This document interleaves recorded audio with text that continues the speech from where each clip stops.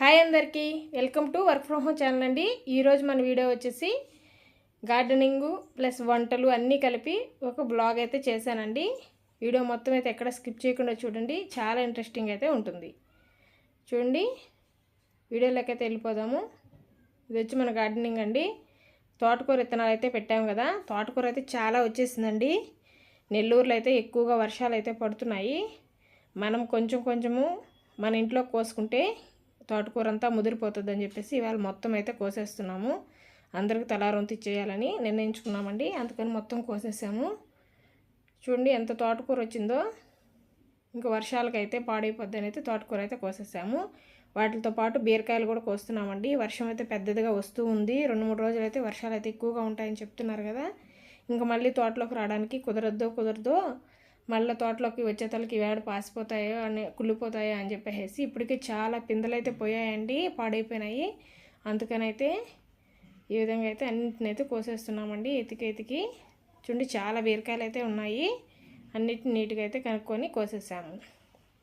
పిందెలు ఇప్పటికీ మొన్న పడిన వానలకి అక్కడక్కడ పిందెలన్నీ కుళ్ళిపోయినాయండి. లేదా ఇంకా చాలా బీరకాయలు అయితే రావాల్సింది. ఫైనల్గా తోటకూర అయితే చూడండి ఎంత కట్టొచ్చిందో. మేమైతే గోతం తెచ్చి తీసుకుపోవాల్సి వచ్చిందండి.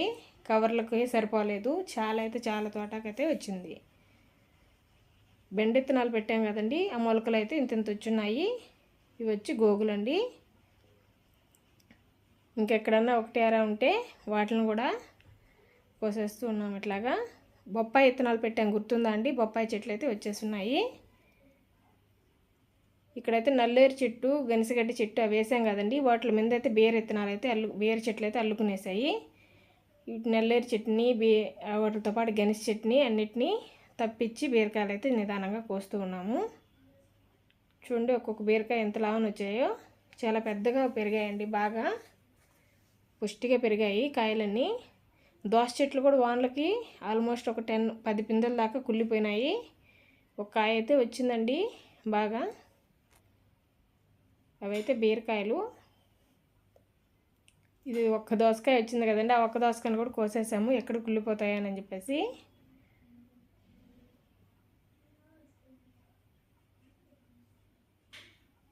ఇంకా బొప్పాయి చెట్లు ఉన్నాయి కదండి, ఆ బొప్పాయి చెట్లను కూడా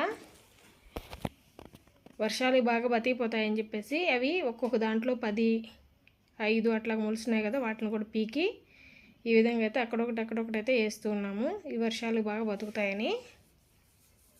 మరి బతుకుతాయో లేదో అనేది చూడాలి.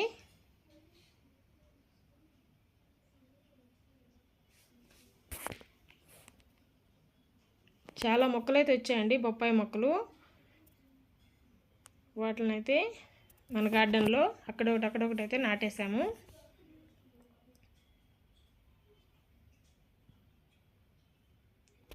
ఇప్పుడు చిక్కుడుకాయలు అయితే కోస్తున్నామండి. బెండకాయలు, చిక్కుడుకాయలు, దోసకాయ, బీరకాయలు,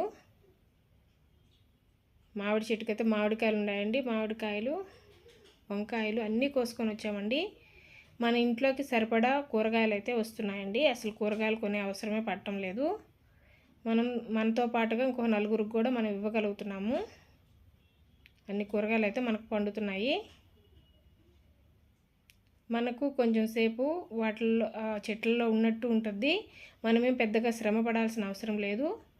మనకు ఇంట్లోకి అయితే ఆర్గానిక్గా కూరగాయలు అయితే వస్తూ ఉన్నాయి. చాలా హ్యాపీ అనిపిస్తుందండి. ఇప్పుడే వంగ చెట్లు కాయడం మొదలు పెట్టాయండి. అందుకని ఇక్కడన్నా ఒక కాయ అయితే కనిపిస్తుంది. టమాటా చెట్లు కూడా బాగా వస్తున్నాయి. వాటితో పాటుగా మిరప చెట్లు కూడా బాగా వస్తున్నాయండి. నేను వర్షం పడుతూ ఉండేతలకే ఫాస్ట్గా అయితే పోయి కోసుకొని అయితే తీసుకొని వచ్చేసాము. మళ్ళీ ఎక్కువ వర్షం వచ్చేస్తుందేమోనని. చూడండి, టమాటా మొక్కలు ఎంత పెద్ద ఉన్నాయో. పిందెలు కూడా వేస్తున్నాయండి. ఈ వర్షాలకి తట్టుకొని ఉంటే కాయలు అయితే బాగా కాస్తాయి. కానీ వర్షాల వల్ల చాలా ఇబ్బందిగా ఉందండి. ఇవి బంతి మొక్కలు, చామంతి మొక్కలు, దోస చెట్లు అయితే ఆల్మోస్ట్ చాలా వరకు చనిపోయినాయండి. చూడండి, మన గార్డెన్లో మనకు వచ్చిన కూరగాయలు బెండకాయలు, చిక్కుడుకాయలు, వంకాయలు, దోసకాయ, మామిడికాయ, బీరకాయలు, తోటకూర అండి. ఇవాళ గార్డెనింగ్ వీడియో అయితే ఇది. ఈరోజు వంటలు వచ్చేసి మార్నింగ్ అయితే సద్దలను అయితే మొలకెత్తిచ్చిన సద్దలతోటే దోశలు అయితే పోసానండి. చాలా టేస్టీగా ఉన్నాయండి, చాలా హెల్దీ కూడా, ఎవరైనా తినొచ్చు.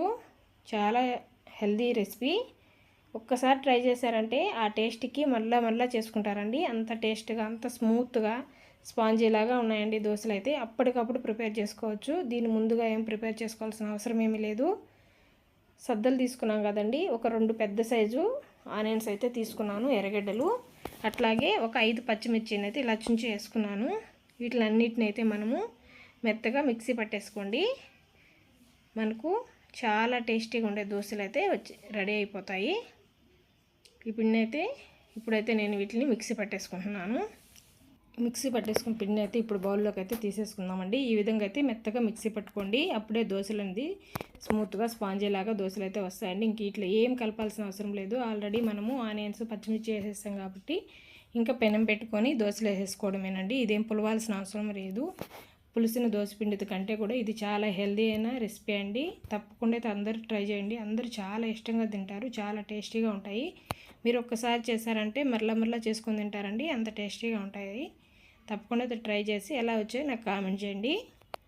చూడండి దోశలు అయితే ఎంత బాగా వస్తున్నాయో, అసలు పెనానికైతే అంటుకోకుండా చాలా బాగా వస్తున్నాయండి. ఈ విధంగా అయితే దోశలు అన్నిటిని అయితే నేను పోసేసుకుంటున్నాను. చాలా టేస్టీగా ఉన్నాయండి ఈ దోశలు అయితే.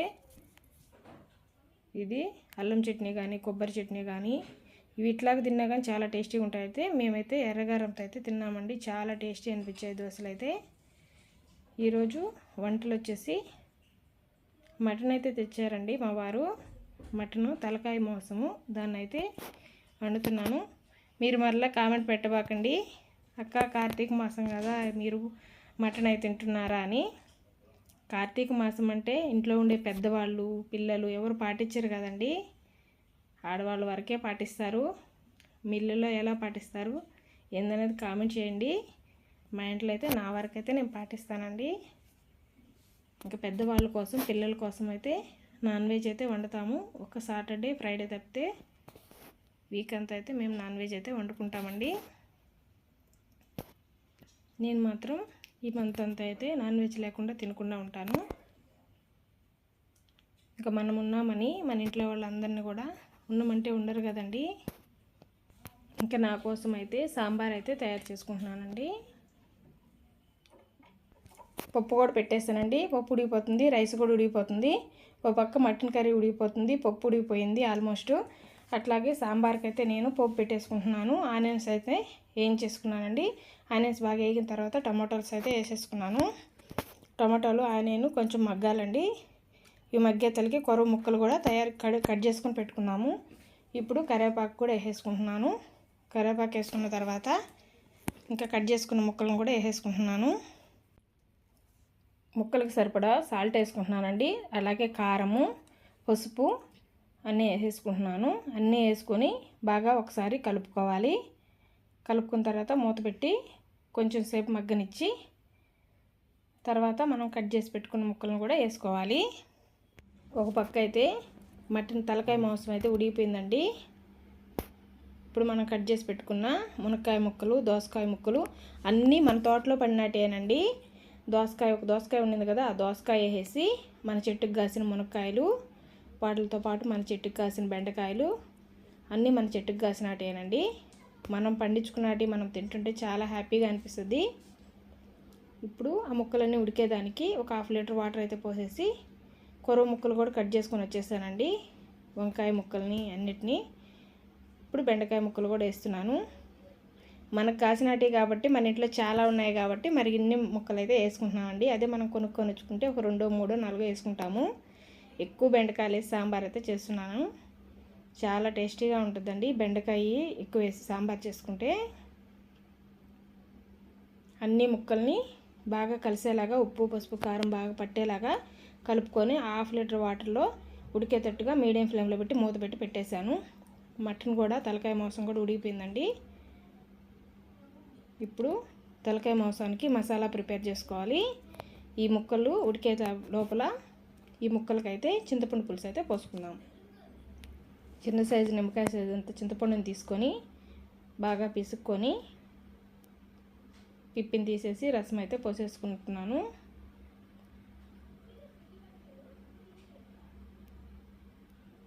మనకు ఎంత పులుపు సరిపోద్దో మీకు అంత పులుపు అయితే వేసుకోండి.